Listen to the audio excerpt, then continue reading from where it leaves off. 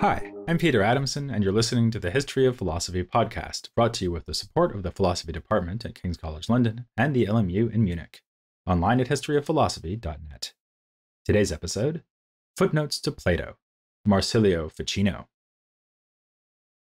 When I started talking about Plato back on episode 18 of this podcast, I mentioned Alfred North Whitehead's famous remark that the European philosophical tradition consists of a series of footnotes to Plato. I can just about go along with that, with the proviso that a good footnote, like an empty pepper mill, is nothing to sneeze at.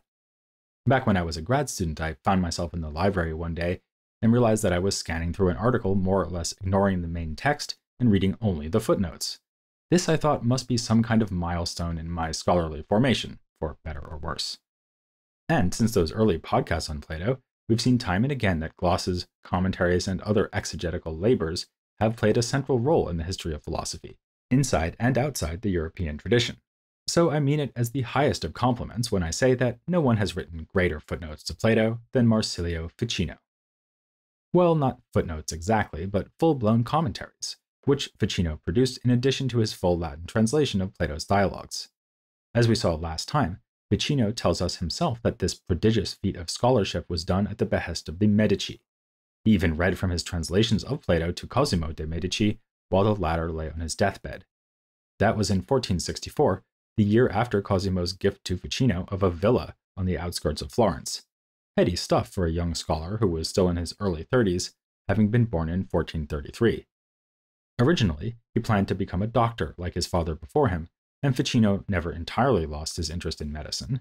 Indeed, no less an authority than Paracelsus wrote in 1527 that just as Avicenna was the greatest of the Arab doctors, so Ficino was the greatest among the Italians. But Platonism was always at the core of his scholarly career, from the moment he received the Plato manuscript from Cosimo, to the completion of his Latin version of the dialogues in 1468, to his translation and commentary on Plotinus in 1492, and finally the appearance of his commentaries on Plato in 1496. He thus came along at the right time to become one of the first intellectuals whose works could be read across Europe in printed editions. His own complete works and his Latin Plato would both be printed numerous times in the coming centuries.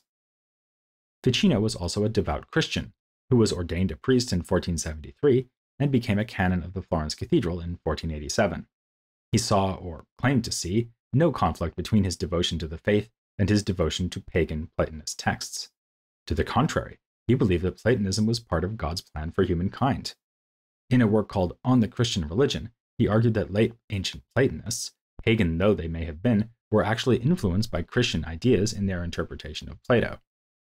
But not all Ficino's readers were persuaded of the coherence of these two traditions. Michael Allen, a leading scholar of Ficino's thought, has written that Ficino spent his whole Neoplatonizing life on the very borders of heterodoxy. He came closest to stepping over the borders when he wrote a work about the arts of extending one's life, whether Neoplatonizing or otherwise. The 3 books on life, which we'll discuss in greater detail in a future episode, got him in trouble with the church authorities because of its talk of magic and astrology. But he was acquitted by the Pope in 1490. He died in 1499 at the age of 66, which is not particularly impressive as proof of his skill in increasing longevity, but would probably have pleased Ficino no end for numerological reasons. Indeed, his commentaries on Plato, deeply influenced as they are by late ancient authors, explore Pythagorean numerology, demonology, magic, and astrology, as well as a wide range of issues within Plato's metaphysics, epistemology, ethics, and psychology. Actually, let's not put it that way. It would be better to emphasize that Ficino saw no divide between the Pythagorean and occult side of Platonism and the philosophical questions that occupy the attention of most Plato scholars today. He had good reason for this attitude. When discussing demonology, he could point to Socrates' famous divine sign, which warned him away from ill-omened actions, and he could find numerology in dialogues like Plato's Timaeus. In fact, he saw Plato as the last of 6 great sages, the number 6 being, of course, particularly significant to him, on a list that also included Zoroaster, Hermes, Orpheus, Aglaophaemus, no, me neither, and, of course, Pythagoras himself. Again, we may raise our eyebrows at this ostentatiously non-Christian roster of authorities, but Ficino was at pains to connect his heroes to religion where he could, as when he argued that the wise men who attended upon Christ's birth were disciples of Zoroaster. Among Ficino's many numerological indulgences, none is more prominent than his fivefold analysis of God and the created universe. He is here drawing on the 3rd century Neoplatonist Plotinus, who had set forth a hierarchical vision in which a perfectly simple first principle, the One, emanated a universal intellect, followed by soul, and then finally the material world in which we find ourselves. Ficino's scheme is very similar, but more precise about the exact number of levels, namely 5: God, angel, soul, quality, and matter. The great modern-day scholar of Renaissance thought, Paul Oscar Costeller, believed that Ficino went out of his way to modify Plotinus so as to put soul right in the middle of the hierarchy. This would emphasize the soul's function of mediating between the intelligible and sensible realms. Subsequently, though, the aforementioned Michael Allen discovered that Ficino was actually led to his fivefold scheme by reading late ancient commentaries on Plato's Parmenides. These commentaries link a succession of 5 arguments in that dialogue to the layers of a fivefold version of the Neoplatonic hierarchy, and Ficino simply followed suit. Nonetheless, as Allen would readily admit, it was indeed vitally important to Ficino that the soul occupied the middle place in his scheme. He says of the soul that it is nature's center, the mean of everything in the universe, the knot and bond of the world. This remark is found in his magnum opus, a sprawling work in 18 books that takes up no fewer than 6 volumes in a modern edition and translation. It is called the Platonic Theology, a title that, tellingly enough, echoes that of a major work by Proclus. Where Proclus's Platonic Theology was a systematic attempt to show how pagan religious beliefs could be connected to Plato's dialogues, Ficino's is mostly focused on a single philosophical claim: the rational human soul is immortal. Reading through it, you might be convinced that Ficino himself must have been immortal in order to find time to devise so many arguments for this conclusion. He also finds time to lay out his fivefold scheme, talk about God's nature, and refute the views of Epicureans and Averroists, 2 groups that attract his particular enmity. Though the Neoplatonic basis of Ficino's cosmic vision is evident, closer inspection reveals that he's also drawing on scholastic philosophers, especially Thomas Aquinas. From the scholastic tradition, he takes, for instance, the theory of transcendentals, that goodness, unity, truth, beauty, and so on are all coextensive and appear in God in their purest form. He also makes use of such conceptual items as the distinction between essence and existence, originally devised by Avicenna, but also fundamental to Aquinas' metaphysics, and the pairing of intellect and will, which had played such a central role in scholastic psychological theories. When push comes to shove, though, he usually goes with the ancient Platonists. For instance, he interprets humankind's status as an image of God in strictly Platonic terms. We participate in his goodness, unity, and so on, rather than stressing, as medieval scholastics did, that the gift of grace is required to be a true image of God. We can observe something similar with his handling of angels, which, as already mentioned, are at the level occupied by intellect in Plotinus. Ficino has some trouble drawing this equivalence. The Neoplatonic intellect is a single mind that eternally grasps the Platonic forms. By contrast, of course, Christian theology recognizes many angels, and when it recognizes intelligible forms, usually makes them thoughts in God's own mind. One idea, which we see in the medieval tradition as early as the 9th century Platonist thinker Eriugena, would be to equate the forms with the second person of the Divine Trinity. Ficino sometimes speaks this way too, but he is also attracted by the idea that God transcends intellectual life completely, which he sees as the unanimous teaching of the whole ancient Platonist tradition. That would leave angels to be the only pure minds, like many beings, each of which plays the role of Plotinus' single, universal intellect. And this is pretty much what we get in Ficino's Platonic theology. His angels are thus like a heavily Neoplatonic updating of the intellective entities envisioned by, say, Aquinas, but they no longer play the role of serving as messengers between God and the created world, which was really the main function of angels in most medieval theories about them. That dynamic intermediary role is instead played by the human soul.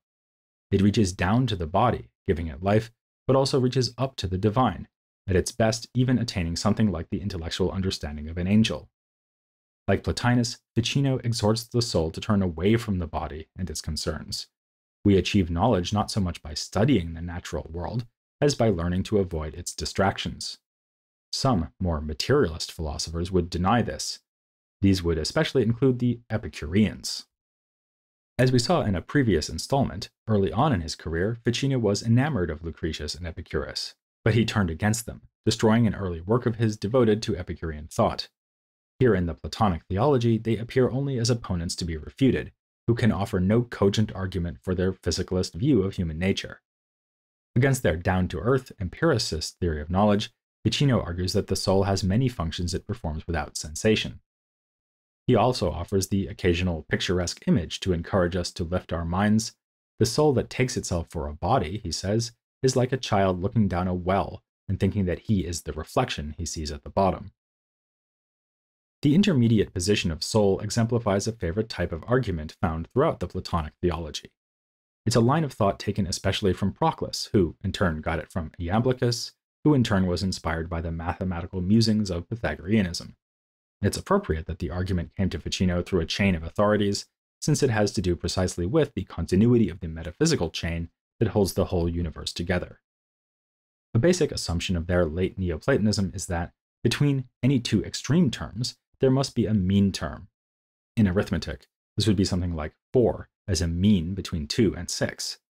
In metaphysics, it demands that two kinds of being that are sufficiently dissimilar will have in between them another kind of being that is similar to both. Thus we need to have angels between God and the soul, because God is unchanging unity, while soul is changing plurality. That is, because soul moves from one thought to another. Angels mediate between the two, since they are unchanging like God, but plural like the soul. The same style of reasoning can be used to establish the need for soul. Angels, as just mentioned, are unchanging. They never alter in their nature, nor in their activity, but just permanently engage in thought, like Plotinus's universal intellect, or, for that matter, the divine celestial movers, recognized in Aristotle's cosmology. They are thus above soul, which again does change, as it thinks about one thing and then another. But soul is like angels in that it does not change in its very nature or essence. So it is a mean term between angelic nature and quality, which is subject to change in every respect.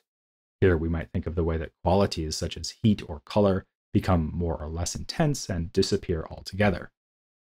As a bonus, this gives Ficino one of his many arguments for soul's immortality. It cannot be destroyed, since its immunity to destruction is precisely what makes it superior to quality, and a suitable intermediary between quality and angels. Indeed, as already mentioned, soul is the ultimate mean, the intermediary that binds together the whole universe. Though that line of argument probably strikes you as pretty abstract, if not arbitrary, it brings us to the very heart of Ficino's psychology. Almost everything he says about the soul can be related to its function as a mean term. Take, for instance, its relationship to body, which, as we know, is just matter that has qualitative properties like color and heat. For starters, we know that the soul can't be in the body like quality is, dispersed through the body's parts as one patch of color is on a giraffe's neck and another on its rump. Instead, the soul is fully present in the whole body. Yet it is indeed in, or related to, a body, unlike an angel. So again, it plays a role halfway between the roles of the angel and quality. Or consider the fact that your soul can make your body move, as when you leap aside to avoid a charging giraffe. The reason your soul can do this is that it too is moving or changing. As we saw, this is what makes it inferior to an angel, which can cause motion too, but not by moving. The soul passes its immaterial motion onto the material body, an idea that can be found in dialogues of Plato like the Phaedrus, which famously establishes the need for soul as a self-moving principle that causes other motions. Here we might actually want to turn briefly away from the Platonic theology to Ficino's commentary on that dialogue, the Phaedrus. This dialogue features a famous image of the soul as a charioteer, steering two horses, a white horse, representing reason, and a black one, representing imagination and lower nature, at least on Ficino's interpretation. Ficino does not see the black horse as bad exactly, since he thinks that desire and imagination can be put to good use to orient ourselves towards God. But he follows Plato's mythic narrative by exhorting us to pull the soul upwards into the heavens, until it partakes of the unchanging, perfect intellectual contemplation enjoyed by angels. This, by the way, is something you won't find real horses or even giraffes doing. Beasts have no rational soul, so they lack many of the features that make soul similar to angelic nature. Thus, animals will enjoy no afterlife. The functions of our own souls that we share in common with animals, like sensation and bodily desire, will likewise die along with our bodies. The human soul is then special in its ability to survive death. But what about birth?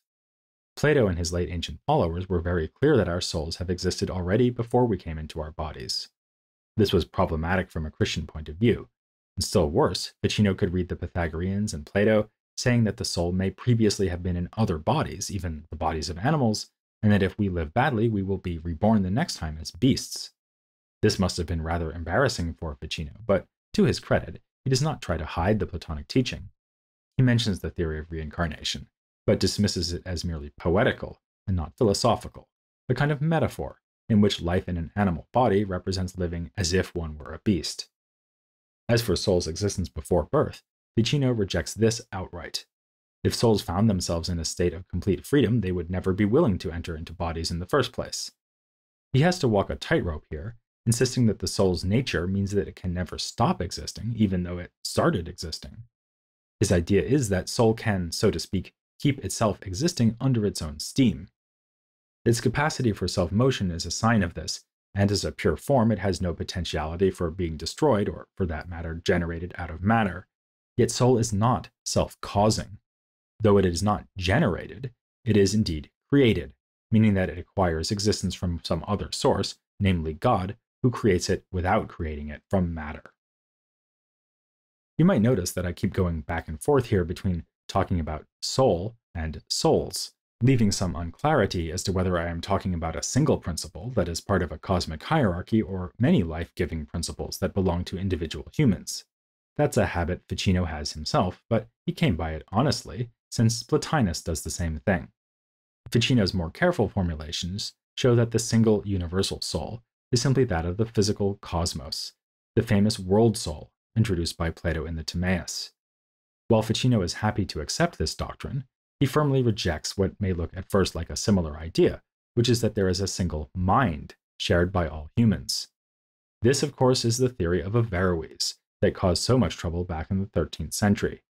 At that time, radical Aristotelians like Boethius of Dacia and Sige of Brabant at Paris flirted with following Averroes on this score, and also on the eternity of the world. Thomas Aquinas attacked them, calling them Averroists, and as you may recall, there is a scholarly debate today as to whether the phrase Latin Averroes can accurately be applied to those Parisian arts masters. Soon enough, we'll be seeing that the Italian Renaissance had its own Averroists. This explains why Ficino is so keen to criticize their position, even though Averroes himself is sometimes cited with approval in this very same work. Ficino devotes an entire book of the Platonic Theology to refuting the claim that all humans share a single mind, dutifully explaining the theory and its justification before burying it under a barrage of counter-arguments and objections. He's less keen than Aquinas had been to show in detail that Averroes had Aristotle wrong. Instead, he argues on abstract philosophical grounds that there can be no universal potential intellect that receives ideas from a single actual intellect, as Averroes supposed, because mind cannot be pure potency. One of the reasons Averroes thought that there could be only one intellect is that intellect has no matter, and matter is needed to distinguish one thing from another. The fact that Hiawatha and Harold are two giraffes is not due to the universal nature of giraffe, which they share, but the difference between the two parcels of matter that make up their bodies. That line of thought had been difficult for Aquinas to rebut, since he also thought that matter, or potentiality, is what makes things individuals. But Ficino waves it away dismissively. God can simply create individual minds as distinct from one another. Relatedly, Averroes supposed that since intellect is just the same as whatever it thinks about, and there's only one set of universal forms, there can only be one intellect. To this, Ficino replies that the human mind is not actually grasping intelligible forms in themselves. As a good Neoplatonist, he would locate the forms higher in the system, above rational souls. So what the souls get is only a kind of representation or image of the true forms. Yet again, Ficino here exploits the soul's intermediate status, since he can say that forms in the human mind are in the middle between the transcendent, intelligible forms posited by Plato and the immanent forms found in matter. Ficino's furious rejection of the Averroes theory of mind may suggest that, like George Gemistos Platon before him, his enthusiasm for Platonism led him into antipathy towards Aristotelianism. But actually, he does not follow Platon's harsh criticisms of Aristotle. If anything, he was critical of Platon himself, as we can see from a few notes he made in a text containing Platon's works. Though Ficino was willing to stand up for Plato when Aristotle criticized him explicitly, he was not out to emphasize the differences between the two great authorities. On the matter of soul, for instance, he distanced Aristotle from Averroes by claiming that for Aristotle, the individual rational soul does survive the death of the body, something ruled out by the absurd theory of a single mind put forward by Averroes. And that's typical of Ficino, who had no real stake in attacking Aristotle and reserved his ire for contemporaries in Italy whose enthusiasm for Averroes led them into heretical falsehoods. Which brings us back to the question of Ficino's own orthodoxy. We already saw that he was accused of heresy but cleared of all charges by the papacy, and he even wound up shaping church doctrine when his arguments in favor of the soul's immortality led to this being declared as official dogma in 1513. Of course, Ficino was dead by then, but if the soul really is immortal, he still had a chance to be pleased by the decision. Even in life, he believed, or spoke as if he believed, that Platonism could lend support to Christian faith. The anecdote of his reading Plato to the dying Cosimo illustrates the point well. Ficino claims that his patron died straight away, as if impatient to go to the blessed afterlife affirmed by Plato. In his summary of Plato's Phaedo, the dialogue that depicts the last hours and courageous death of Socrates, Ficino remarked that Socrates' life is a kind of image of the Christian life or its shadow. Of course, he was well aware of the pagan content in some of his favorite sources, like Iamblichus and Proclus, but he did his best to rationalize these features of the texts, fulfilling his promise in the prologue of the Platonic Theology to set forth Platonist arguments insofar as they agree with true religion. Confronted with Proclus's particularly Baroque version of the Neoplatonic system, designed to make room for the many pagan deities within the hierarchy, Ficino managed a feat of reverse engineering, assimilating the pagan gods to his own simpler hierarchy. Uranus, Saturn, and Juno are just names for God, angel, and soul, while other gods are mere aspects of these principles, with Venus, for example, simply being the beauty of the world soul's mind. He was expert in finding ways to discover agreement between the Platonist and his faith. The Platonic Theology ends with 2 books on the subject of the bodily resurrection, which certainly looks like a specifically Christian doctrine that would be in tension with Platonism. But Ficino noted that Platonists believed that liberated souls go to the heavenly realm and take on celestial or ethereal bodies, a philosophical thesis tantamount to the Christian view that souls will receive perfect, risen bodies from God. It's an appropriate move for Ficino to make. After all, his life's mission was nothing less than the resurrection of Platonic philosophy. This has been an unusually long episode, yet we have barely scratched the surface of Ficino's extensive and fascinating body of work. Much as Psellos appeared recurrently in our series on Byzantium, so Ficino will keep turning up in episodes to come. In fact, in the very next episode, he'll be like the soul within the universe, a central figure. Because we'll be looking at Renaissance ideas about love, the topic Ficino embraced in his commentary on Plato's erotic dialogue, The Symposium. And he wasn't the only Renaissance Italian with a passion for the subject, as we'll discover next time here on The History of Philosophy Without Any Gaps.